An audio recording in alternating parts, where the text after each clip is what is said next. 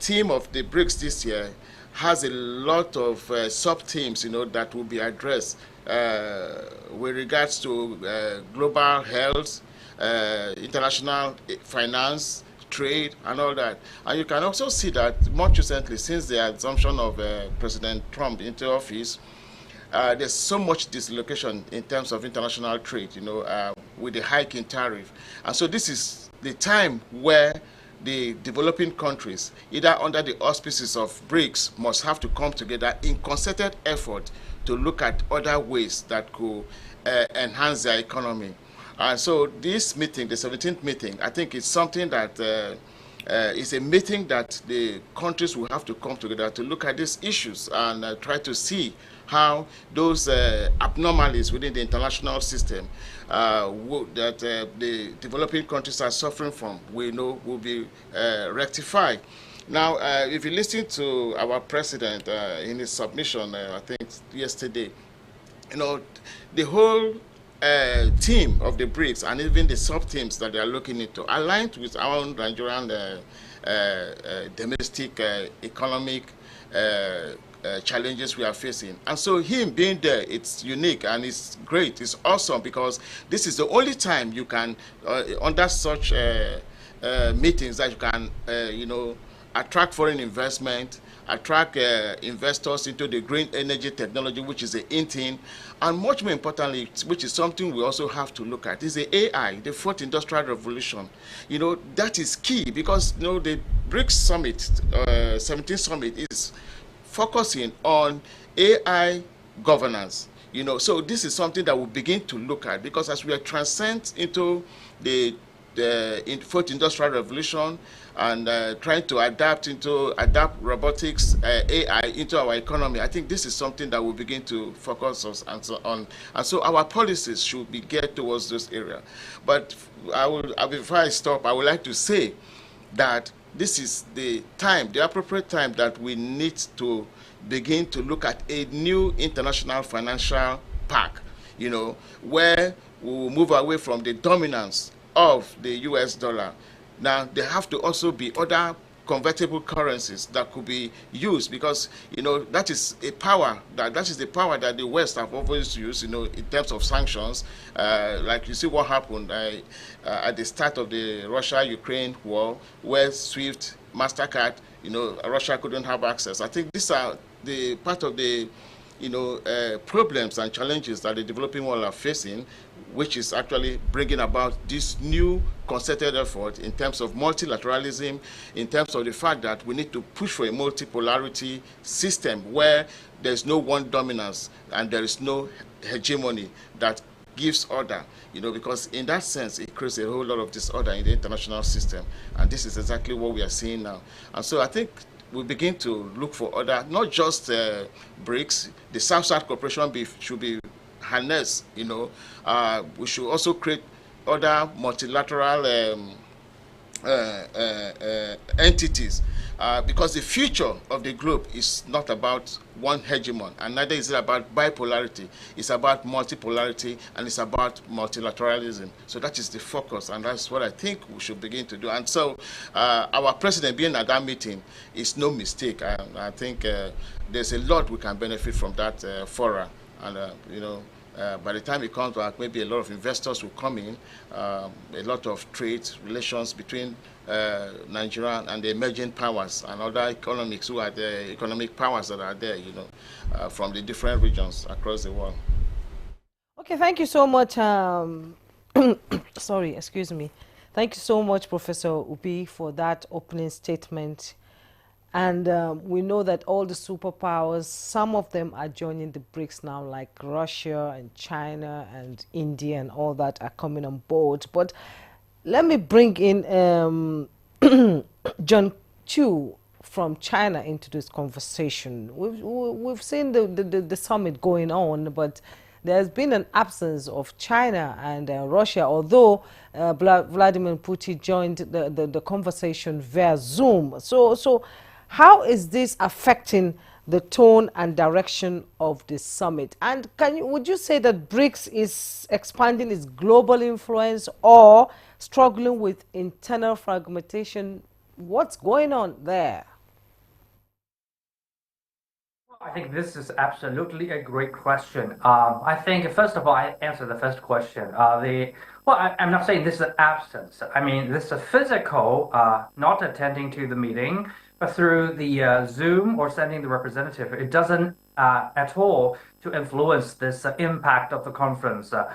From what I know is that China has been fully committed to the BRICS development, and China is one of the initiator of this organization. It's a funder of this organization and platform, and probably one of the most important supporter and a contributor to this network. So I think through these, work, I think even though Chinese leaders like President Xi Jinping is not there, but still we will have the Prime Minister be here. So I think the significance is equally attached. So no problem with that at all. I can guarantee that. And I think from Russia's perspective, even though I'm not a Russian, I cannot speak for the Russian government or their leadership, but I still strongly believe against current backdrop internationally, you will find out that Russia probably more than ever will rely on this, network based on the developing nations or the global South nations. So I think every, members are actually paying attention to this platform. They want to develop this platform into a bigger one, stronger one, and a wide-ranging, reaching one. So I think this is not the problem anymore. And also, according to my source, not only the BRICS nations or the members or partners, but also many other major countries are also paying attention to this meeting, to this network and platform. It's because the BRICS nations and also the Global South nations that this stands for actually has become one of the major force in the international arena. Well, you probably pay just attention to a little phenomenon. You probably will be reminded. That is like 30 years ago or 40 years ago, when we're talking about China, we're talking about India, Nigeria, when we're talking about other this global South nations, we majorly use one word. It's called the developing nations, developing countries. It's because these nations are basically considered only have the significance of economy. So we only judge these countries with the economic, measurements and etc. We never consider them as a major global political force. But right now, we've been saying this nation. We're very seldom to use the term like developing nations or developed nations, something like that. We use global South nations and its representatives. It's because we think, other than the Western nations, other than the major international political forces, the global South nations are rising up not only as an international economic force, but also as one of the major political forces influencing the whole global development. Even though right now we've been seeing there are many major geopolitical conflicts going on, like the Ukraine crisis, like in the Middle East, but I guarantee you that the developing nations, the global South nations' voices are really be paid attention to, and people would like to hear about our opinions. We are not ignorable like 50 or 60 years ago, like before. That makes our platform, like the BRICS organization, its platform, to be more important than ever. So I think that's the reason why we should, put more of the significance and attention to our own network, our own collaborations, to think about how we can collaborate in a wider range, in a more closer extent, and then to prop up our economic presence as well as our political impact. And that will change and reshape the international geopolitical scenario in the next 20 years. For example, in the Middle East, well, probably those nations get involved directly wouldn't have to listen to a country in Africa, wouldn't have to listen to a country far away in Eastern Asia. But now they have to listen because the global supply chain are saying so, because the United Nations multilateral platforms are saying so, because the whole world has been a very different world, and global South nation has become someone already in the game, not only at the chess, but also have already been a player. That's the reason why we need to work with each other more than ever. And this is my answer to my dearest hostess. Thank you. With you for a bit, what, in your opinion, are the expected outcomes from this 17th BRICS summit? I think these summits probably will discuss many very important issues. I think number one, everybody understand we are having a very, very turbulent roller coaster, travel internationally. My friend, Mr. Ambassador, had just mentioned. Well, Mr. Trump are making such a fuss over the tariff conflicts. So everybody is worrying about the situation. There are no exceptions. Even the alliances. Just take a look at Japan. Just take a look at the UK. Their closest alliances are also taking a lot of the impact. Well, letting alone us, Africa, Asia, South Asia, and Middle East, and etc. So that's I think the number one cause that bring all of us together. After all, I think the BRICS nations, the BRICS organization, is the platform. Try to put effort on collaboration on economy issues, infrastructures, digitalization, modernization, financial services, because I think this platform is very different from 50 years ago. It's very different from the non-alliances movement or something before that time, because at this moment, it's more like a very open platform. We try to put aside our differences, but work closely on economic issues, because we believe that only with economic uprising, we will have a voice all over the world. And that's the reason why everybody's eyes is on us, on the BRICS. So I think how we can stay together, talk through this kind of the turbulence is very important. And I think secondly is that how we can really put aside our differences, like Mr. Hostess, Ms. Hostess just mentioned, within this organization, what kind of a real problem do we have? We have to admit all these member states, all these member countries, they have different agendas, and we need to respect that and work a way out to reach our common goal. Every nation will have their modernization target. Nigeria wants to be a modernized, digitalized, modern economy. India wants to be that. Well, Saudi Arabia also want to have a modernized manufacturing industry. And Russia also want to restore their position in the international finance and also manufacturing. So how we can just bring in all these visions and form a bigger pictures, try to accommodate more of the different pictures and bring them into one. So I think this is something we need to talk to each other within this meetings. And also letting alone, I'm not saying this club is the sweetest club all over the world, but come on. My source tells me many other nations try to join in the BRICS nations because they see there are many good deals in here. For example, people are working together and do not asking you to choose side. We're not asking, okay, Nigeria, choose us between America or China. We're not asking, okay, Saudi Arabia, choose between Russia or Ukraine, and then after you make choices, and then you can join in. No, there's no string attached at all. You just come here on the equal footing and do trade with each other, and that's it. And as long as you respect each other, as long as you want to work with each other on the trade and economy, fine, you are good partners. And this is a really rare club in the whole world against the current backdrop. So many nations want to come. So who is going to come in next? I think that will be a problem. Every existing members will have their own calculations. That's true. But we still also need to work out a plan to accommodate to our everybody's best and the largest interest. This is also something we need to talk about. And also, I think fourthly is that how we can have more of the detailed plan can be carried out. For example, how we can build more bridges, how we can have more of the digital infrastructures, how we can utilize more of the loans with probably lowest interest rate to support one nation's long-term development, but not entrap them with the burden of the loans. So all these need to be talked about through this kind of a meeting. I think the reason why the leaders are not here is because through last time's summit, we have already set up the great framework for this meeting. But this time is mostly focusing on the details, the working plans, the real actions. So I think this is something we need to pay attention to. Well, thank you so much, John Chu, there for your opening perspective there. And your major actually point is that there should be a better and greater collaboration amongst the member of the BRICS.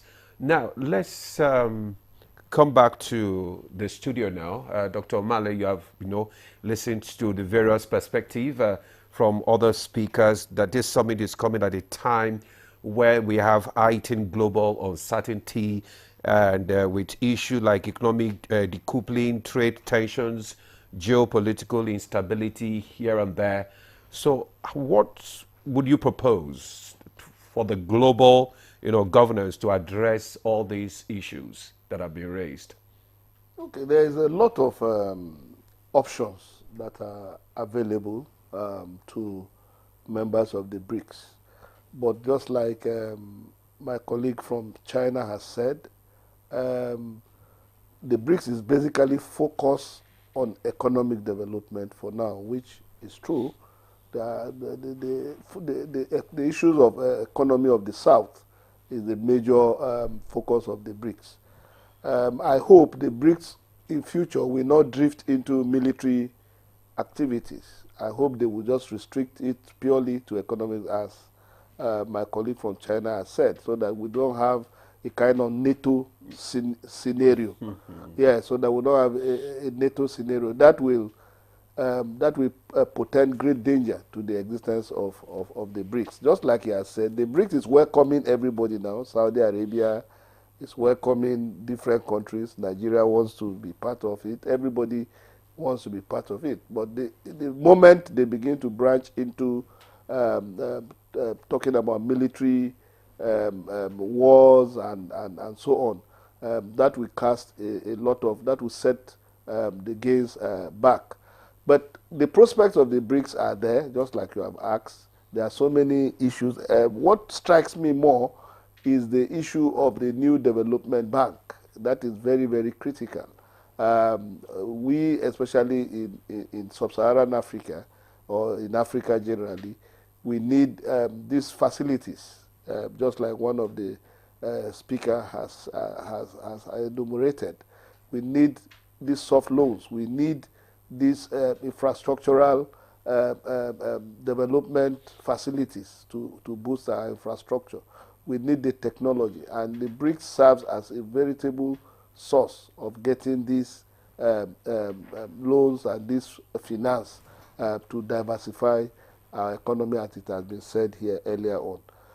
So I think that what we as a developing country should do is to cooperate more with ourselves, because if we must catch up, if we must compete globally, then we need to harness all our potentials. One of the problems many of us, the developing African country, have is in the area of processing our raw materials. And the BRICS will have a lot to assist in that regard. The foreign direct investments that we desire now through the BRICS are investments that can actually be situated within our boundaries, that can be engaged in meaningful manufacturing and production. And like one of the speakers, the man from China, has talked about, the international system is very turbulent now. There's a lot of turbulence with the tariff war and the economic posture of the Trump administration. A lot of countries are moving towards the BRICS because the BRICS has provided an alternative platform. It was not in the past where it was only the Bretton Woods institution that was being led by America that was carrying out, that was driving the international system. The new alternative has been very appealing to a lot of developing countries, because if you look at the new development bank, the interest rates and the favorable conditions that this bank is giving is very, very attractive to developing countries. And that is why you see a lot of countries moving towards the BRICS. And I hope this is sustained.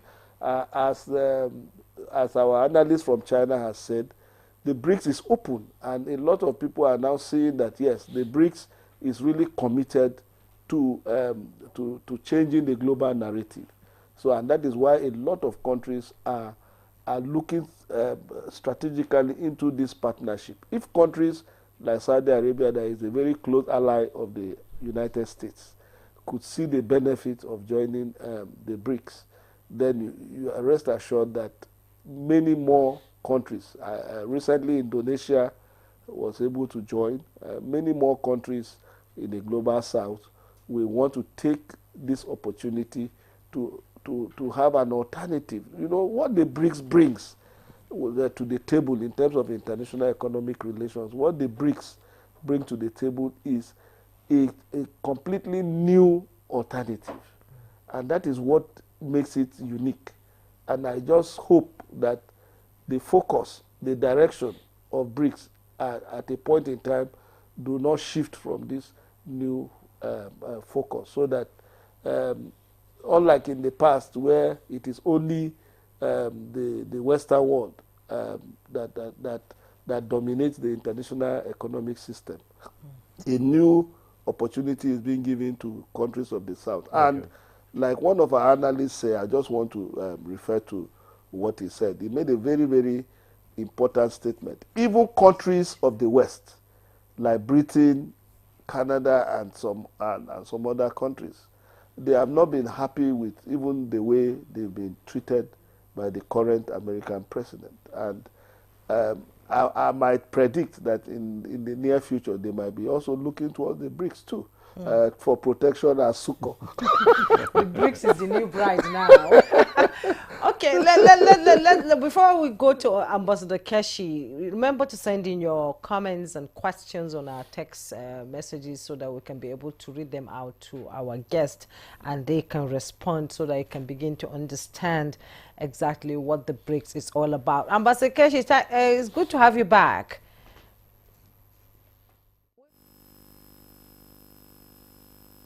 And understanding the focus of BRICS for 2025, the summit.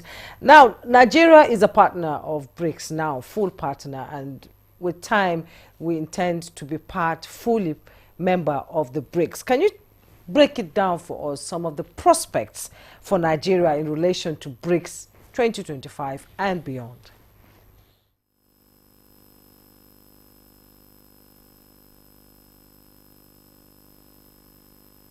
Please enable your mic so that we can hear you. It's not okay, Professor. Okay, it's there now. Okay.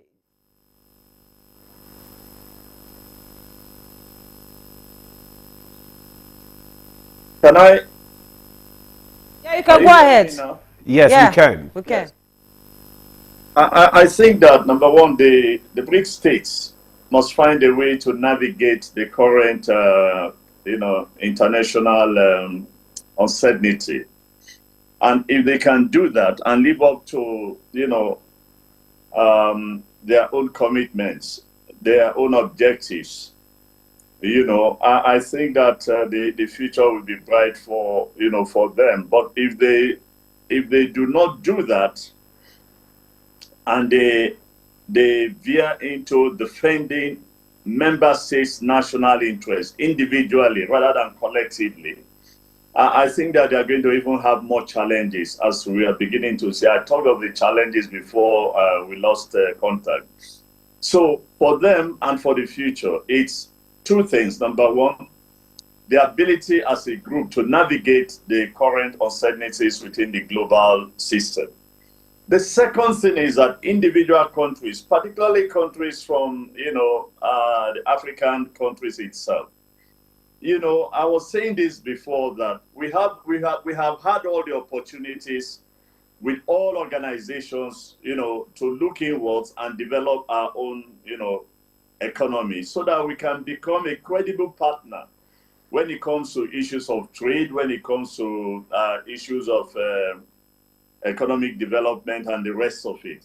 Now, we need to again go back and emphasize the importance of resolving individual member state domestic contradictions and developing their respective economies. Now, if you look at Nigeria, I think that we are also enamored by this whole idea of foreign investors. For goodness sake, if you look at the development of a number of countries today, particularly from the Asian world, you'll be amazed that at the point which foreign investment began to go into this country was at a point in which these countries were beginning to transform, and the developed world saw opportunities that they can key into. The developed world, the foreign investors did not make Japan. The foreign investors did not make the Asian tigers. No, they saw opportunities and they began to capitalize on it. So for countries like Nigeria, they must create those opportunities. And once they create those opportunities, you'll be amazed at how much capital will flow into Nigeria, to begin to, that would against poor economic development like we saw in the Asian tigers and we saw in a number of countries. So the point I'm making is that let us again focus on the fact that if we make our economies, I'm talking of the BRICS states, if they like Nigeria and other countries, particularly from the African countries, if they make their economy attractive enough, if they make their country attractive enough, if they make the investment environment attractive enough, if they develop the skills that investors are looking for, particularly at home. If you go and read the history of some of these big families in Japan and so on, no. And emphasize, it was not the foreign investment that made them. It was domestic investment that spurred investment in these countries, and foreign investment took the opportunity. And that's what we should try to do when it comes to us in Nigeria, as well as other BRICS states. But again, the most important thing today is they need to find a way to balance and to navigate the current dynamics in the global system. What they released yesterday do not show that they are trying to do that, but I think their future lies in trying to navigate and balance relationship between what's going on in the domestic environment and what's going on in their own internal, their own domestic environment. Thank you very much, Ambassador Keshit, for those issues that you have raised there, for the need for the member partners to develop their own opportunities and also to leverage on it. Thank you, Ambassador Keshit. We know that you are really trying to cope with the biting winter there. We must commend you. Now let's go to our Lagos studio where we still have Professor Ubi. Professor Ubi, you have listened to some of these comments. Let's now explore how Nigeria can take advantage of this, BRICS summit. What opportunities, just like Ambassador Keshi said, that what opportunity exists for Nigeria to participating in these BRICS initiatives, such as in the New Development Bank, and how can Nigeria leverage BRICS expertise and resources to address its development challenges?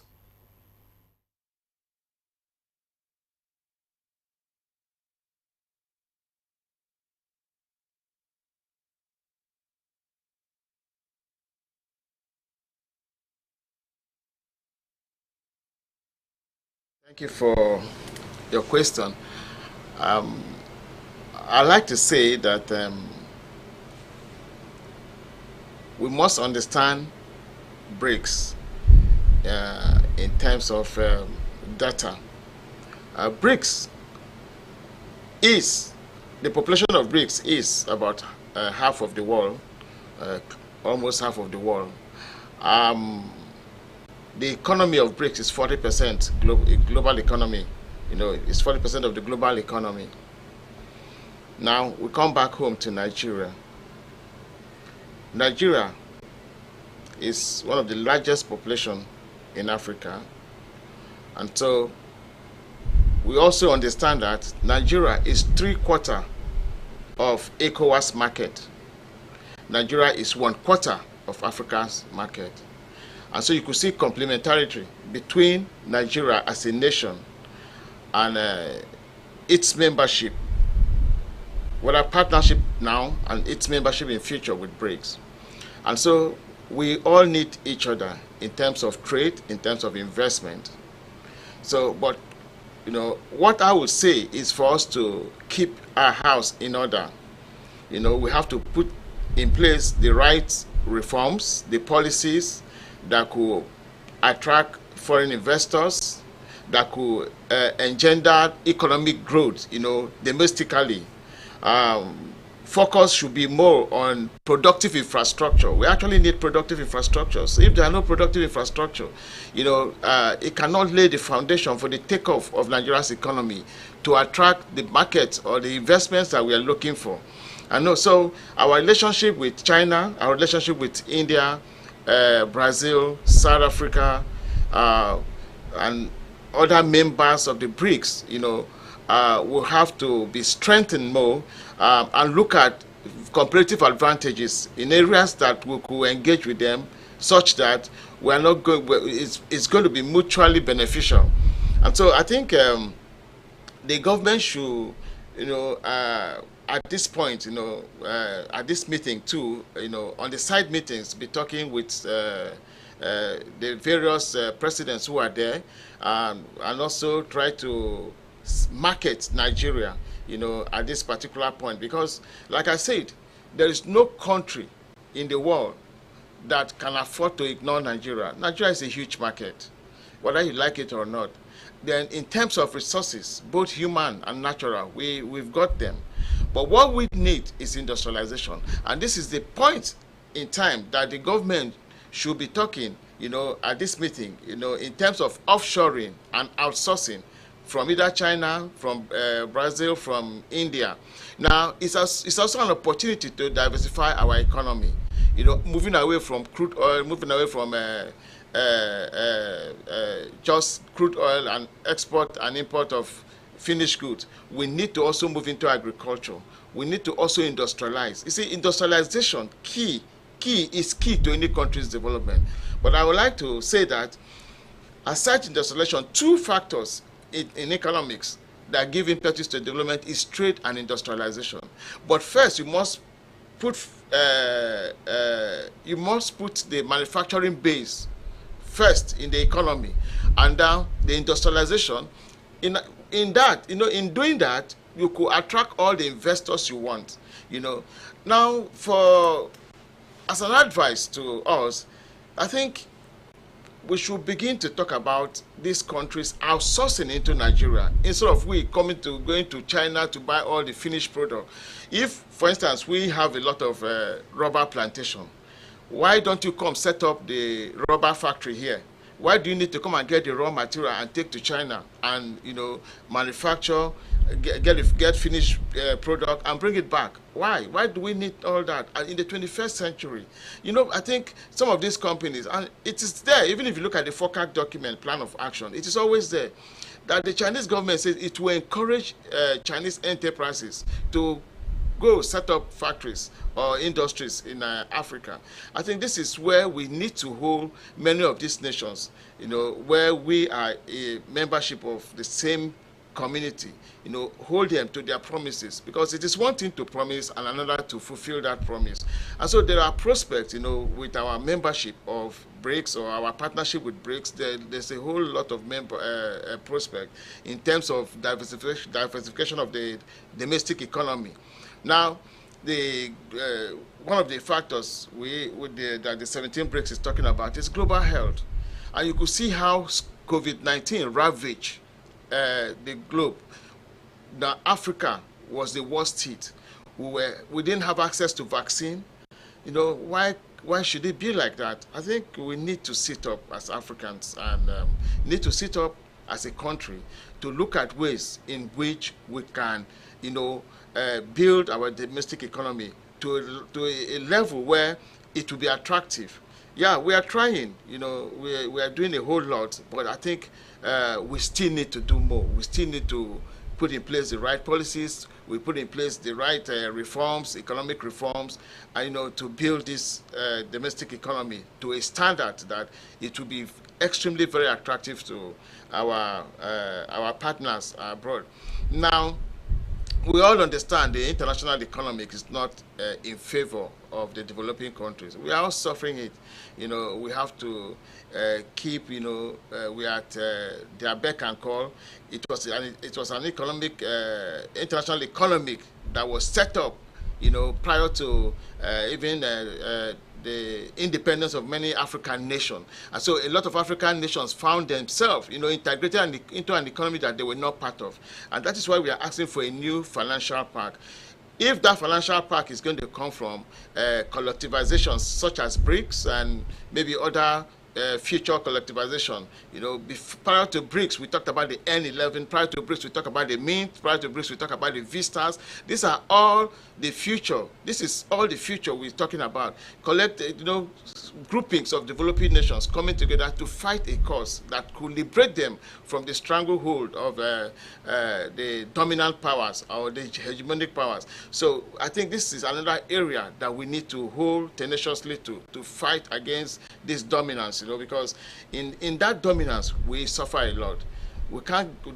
They come here to get our raw materials, take it out, and bring finished good at an exorbitant price, and we can't continue to live this way. So I think, in as much as there are benefits across the globe, in terms of membership of BRICS, in terms of membership of other collectivization, we also need to set the standards, lay the foundation for that takeoff of development, within the domestic economy. And in doing such, we can, mutually benefit from our engagement with other advanced economy, the emerging economies.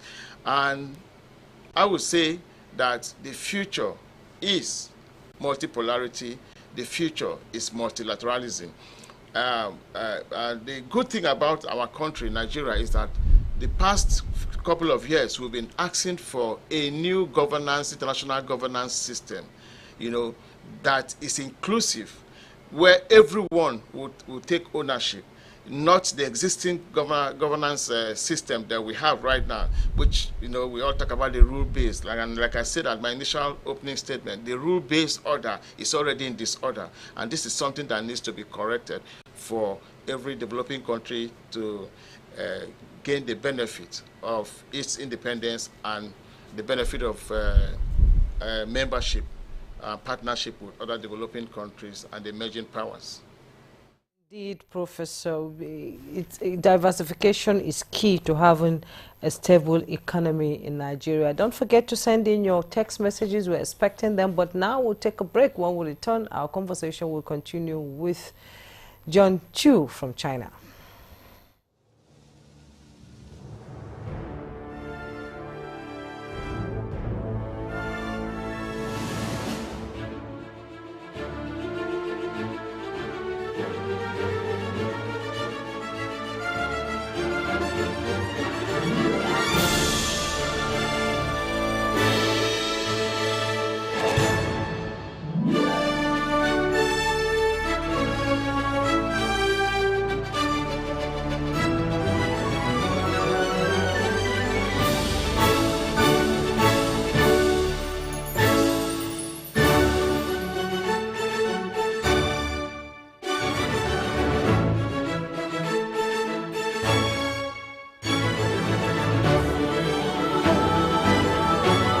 TerraQ, unwrap joy, unleash taste.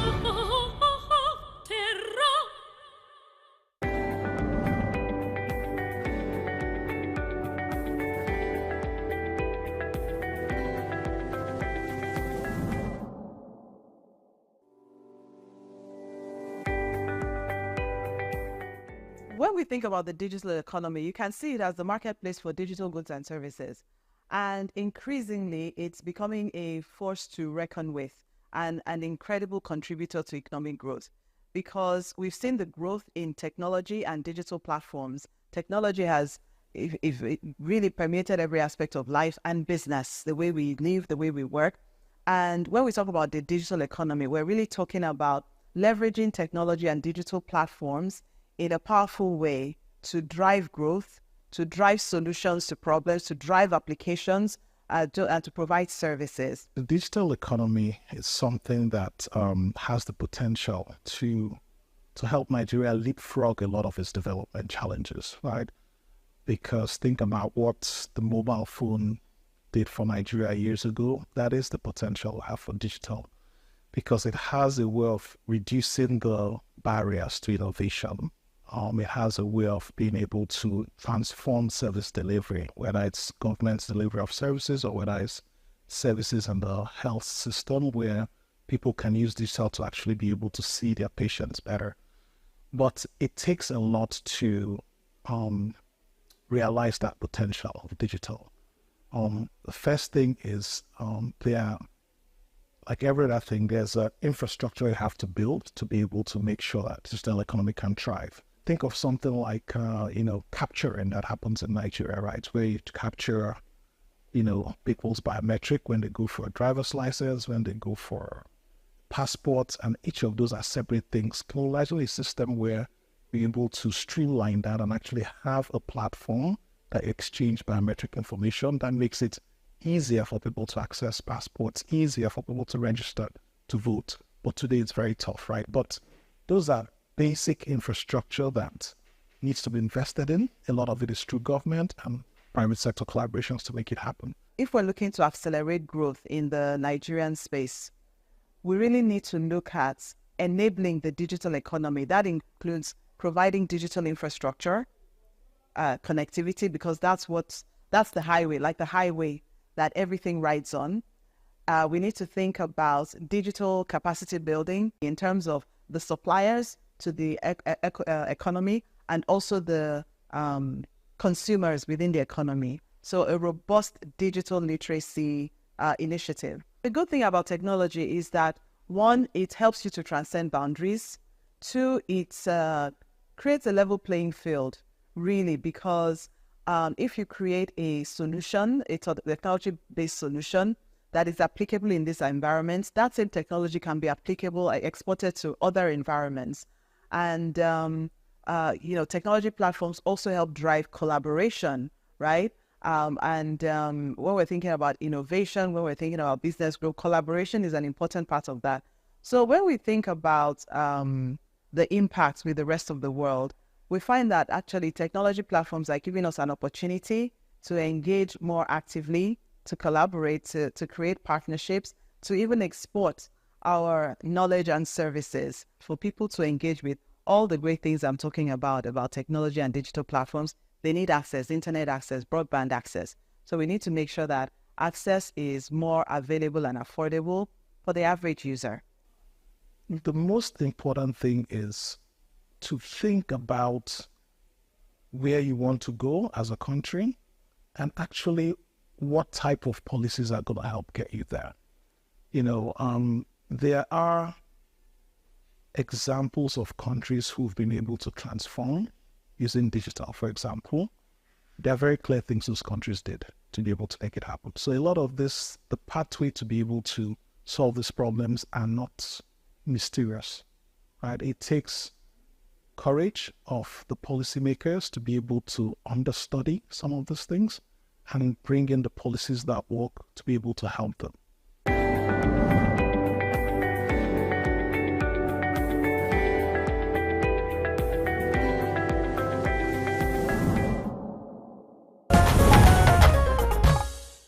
Yeah, welcome back. And this is Good Morning Nigeria. We've been discussing the 17th BRICS Summit holding in Rio de Janeiro, Brazil. John Chu, let me bring you into this conversation and let's talk about the expansion of the BRICS itself, from 5 to 11 members and then partners. Nigeria is a huge market for doing business with China, and with BRICS now looking towards partners like Nigeria, let's look at the prospects and pitfalls. How will this benefit Nigeria? What are the prospects for Nigeria? That's my first question. The second one is, how will issues like the Security Council seat and a BRICS currency, though they say it's still far off, how will it impact African nations that will be joining, BRICS now?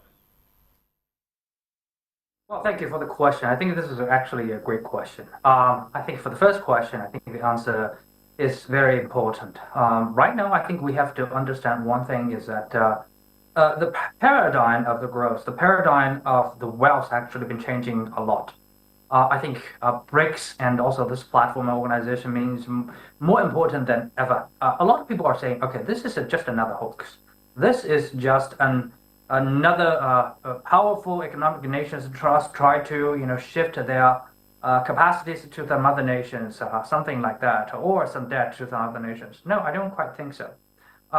If you understand what's really going on in the current 20 years or even 40 years, you will see it's very different from what happened in the past 100 years or 200 years. Well, 200 years ago, when the colonizers or the first round of globalizers tried to dominate the world, the growth model looks very, very different.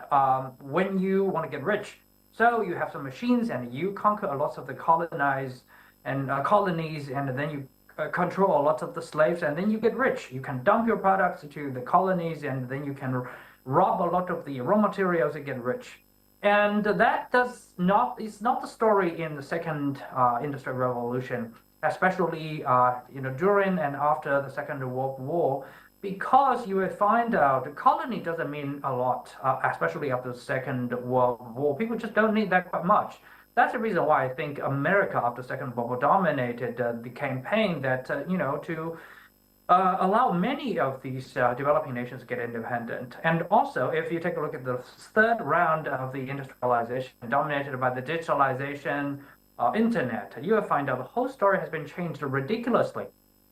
That is because even though you can have lots of the raw materials, as a vast mature territory and land you can have, but it's not necessary to be rich and powerful. Well, I think there are many examples in here. I think number one is Canada. Canada used to be the number 3 rich country in the whole world. They only have 14 million population and have the second largest territory and the number 2 ranking of the rich deposit of the raw materials, minerals and oils and gases. So according to our old equation, you probably will think Canada should be a country, well, has been as the same rich as Saudi Arabia or Qatar.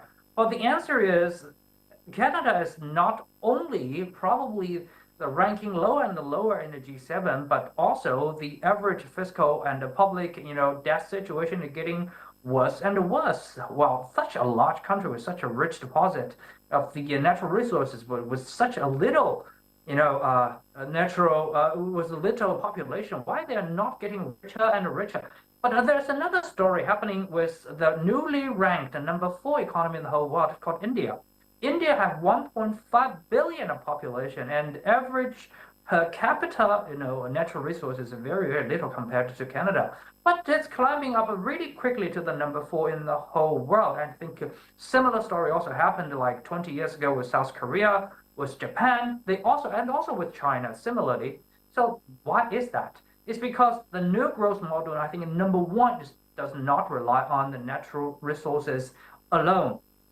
It's more reliant on the human resources, the people's brain, people's idea, technology, something like that. The innovation has become very important. I think that's the reason why lots of the global South nations are after their own target of globalization, digitalization, modernization. I think that's one very important thing we need to remember. And I think secondly is that the whole logic is very different. In the past, in the old paradigm, you need to defeat your enemies or competitors so you can get rich, they can get poor. So a lot of people are saying, okay, when one economy is rising up, the other economy needs to fall. But I think that's a wrong idea. Well, China always believe one thing, because China is a major manufacturer of the product of the whole world. Imagine you're walking in the shoes of China. China, do you want to have rich, peaceful neighbors and partners, or do you want to have poor and partners in a war and in a chaotic situation? Just to make a choice. I think anyone who understands the situation probably will choose, I would like to have a rich and a peaceful neighbors, because I have to sell my product and services to them. Only rich products, only rich neighbors, partners can have my products and services, right? So we call it win-win result and common prosperity. I think similar stories happen with many other major manufacturers. For example, Germany, for example, Japan, they after the Second World War all followed the similar policies. They tried to make peace with the surrounding countries. They try to, support and donate to the other nations so that their product, their services can have a good market.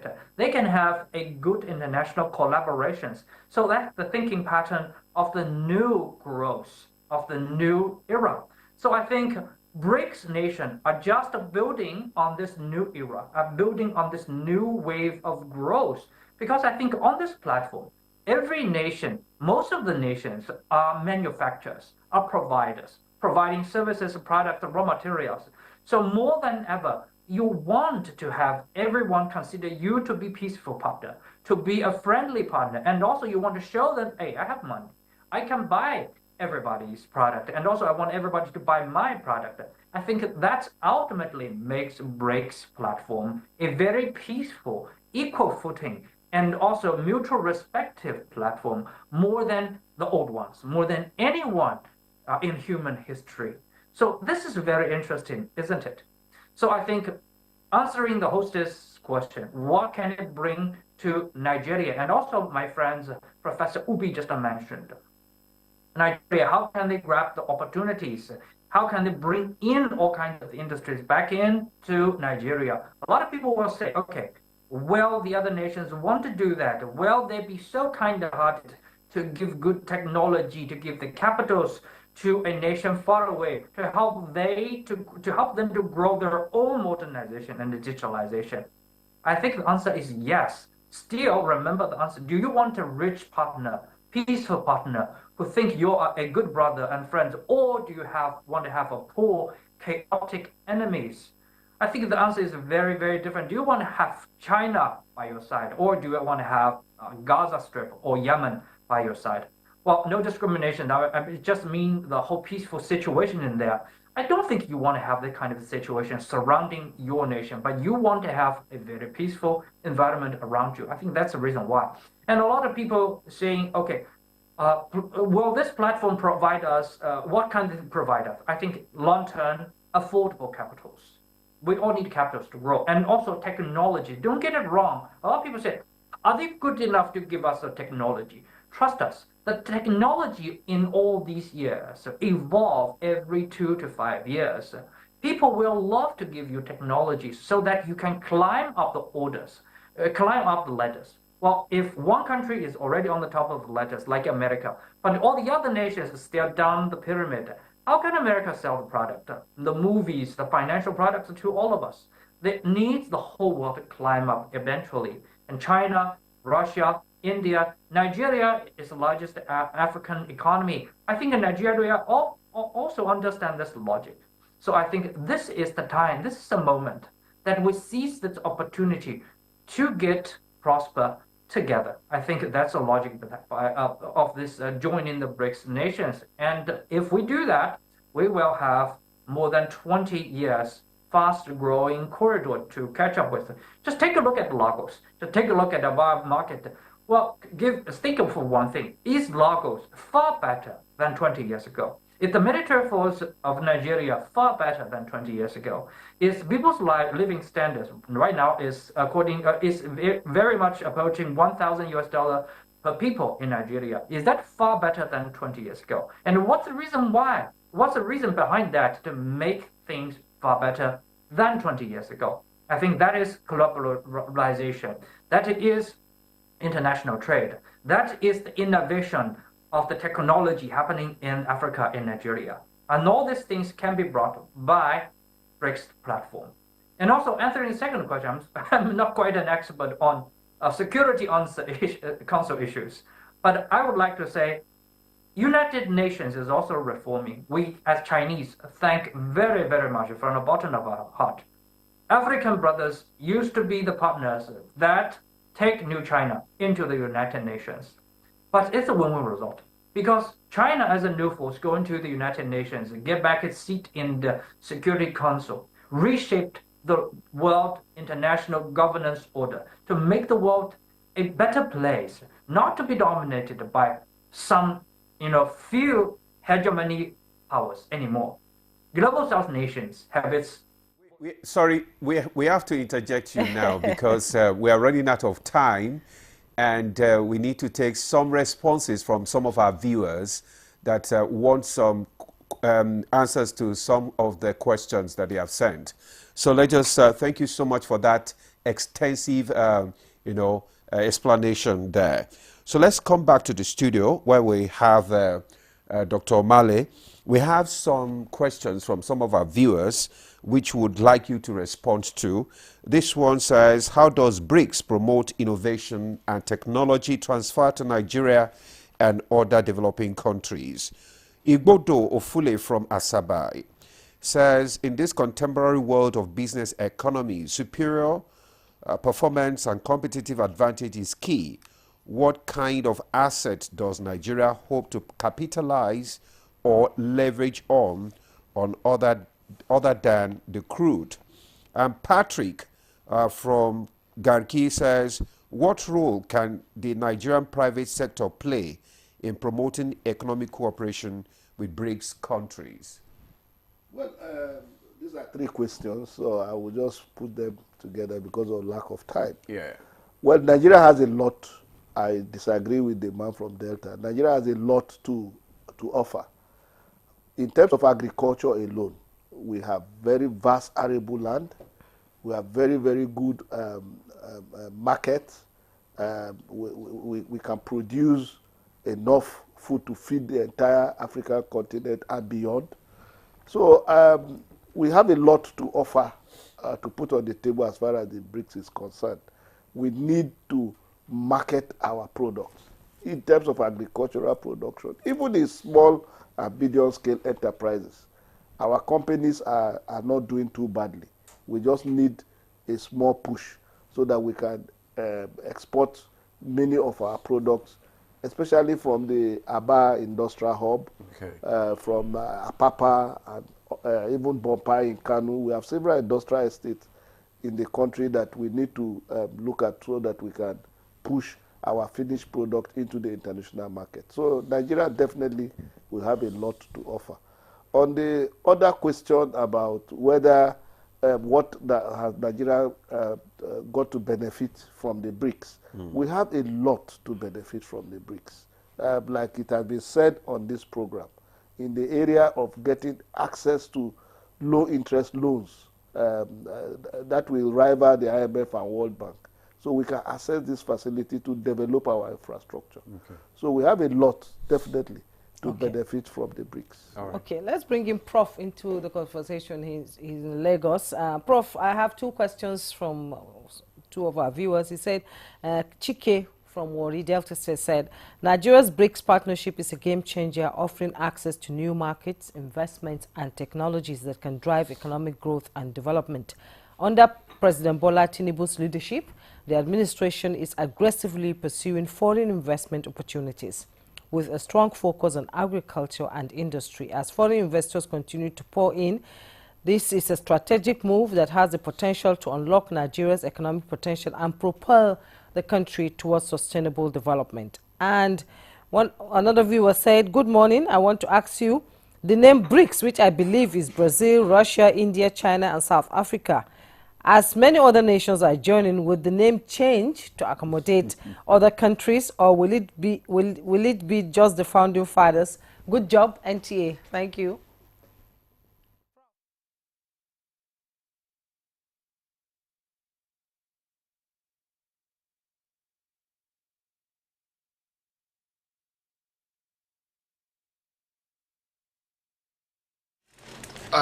Thank you. I think the first one isn't a question, it's a statement of fact. And the person, whoever asked the question, had already told us that there's a lot that the government is doing in terms of, harnessing its position with the BRICS, partnership with the BRICS. And so, and truly, the government is doing a whole lot since inception. There has been a whole lot of image building and a lot of attraction of foreign investment, which is yielding results. But I also advise that, you see, there's something I also notice about us. Sometimes we want quick results. These things take time. It grows, not just at once, but transcendentally. And so with our relationship with BRICS and other emerging powers, emerging economies, there are prospects that we will achieve more and more. The name BRICS, since other members became part of, other countries joined BRICS, you know, in many of our academic write-up, we use the word BRIC Plus, and even if you go online, the name has changed from BRICS to BRIC Plus. So it's not just BRICS, because there are other nations now who are also members of BRICS, and there are partners too. So it has changed, and I don't think it is going to remain BRICS. For now, the name, the acronym is BRIC Plus, including new members that have joined, and also partners who are also there. So I think as we go forward in the nearest future, maybe they might come up with a new acronym. After all, it's a multilateral organization, and so who knows, they might come up with a different name in future away from BRIC Plus, and that's, you know, to accommodate other developing nations, to accommodate other emerging powers and frontier markets too. Of this conversation, we go to China. Joe Chu, just tell us briefly, in just 1 minute, what role do you see BRICS in promoting, you know, South-South cooperation and development? In just 1 minute.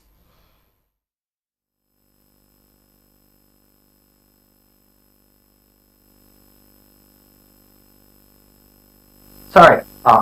I think BRICS will become the very important platform to initiate all kinds of collaboration between all the BRICS nations. It will become a rule-based forum for everybody to discuss about their differences, and also to form action plans for the future cooperations. And also, the most valuable thing, as just mentioned, is that it can help every partners to put aside their differences, their political ideologies aside, focusing on respecting each other and collaborating with each other to form one of the vastest and the more closest, supply chain of the whole world. And these economic force and also determinations politically, and make us one of the most important force in the whole world that every other major force need to talk to us. So I think that's the beauty of this platform, to make things happen for the global South nations and for a brighter future. John Chu, Fellow of Belt and Road Research Center, Minzu University of China, joined us via Zoom. Thank you so much for your time.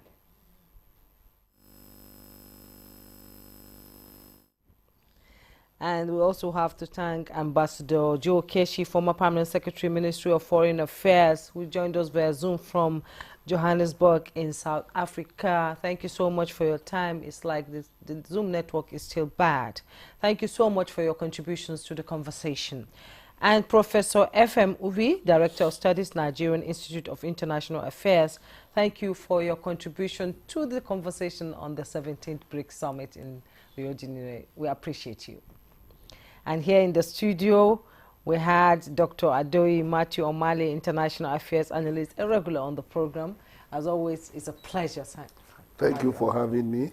I just want to say that on the issue of name, yes, even the United Nations was the League of Nations, and it changed to United Nations. So many organizations, the OAU existed before, it's now AU. So yes, the BRICS definitely will change from BRICS Plus. With time, yes. And that's Good Morning Nigeria for today. We hope you enjoyed the conversation. Stay tuned tomorrow for another interesting conversation. Thank you. I am Jumma Yusuf. And I'm Ademola Adeoye. Thank you for watching. Enjoy the rest of your day.